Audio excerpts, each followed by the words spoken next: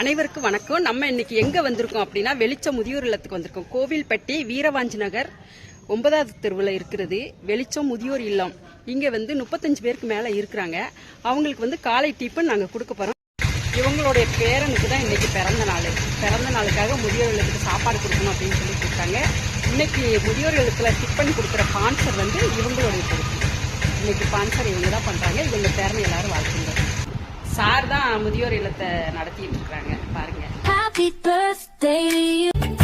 சேகரித்து வைப்பதற்கு தேவை என்று எதுவும் இல்லை.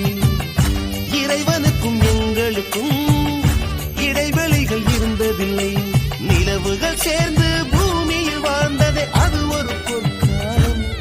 அன்னை ஊட்டிய பிடி சோற்றில் ஆயுள் முழுக்க பசி மறந்தோம்.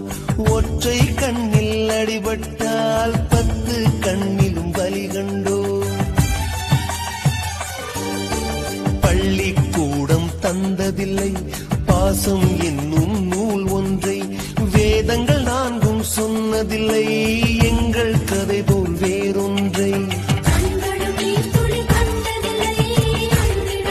இவங்களோட சேர்ந்து நாங்களும் இங்க சாப்பிடுறோம், டிஃபன் சாப்பிடுறோம்.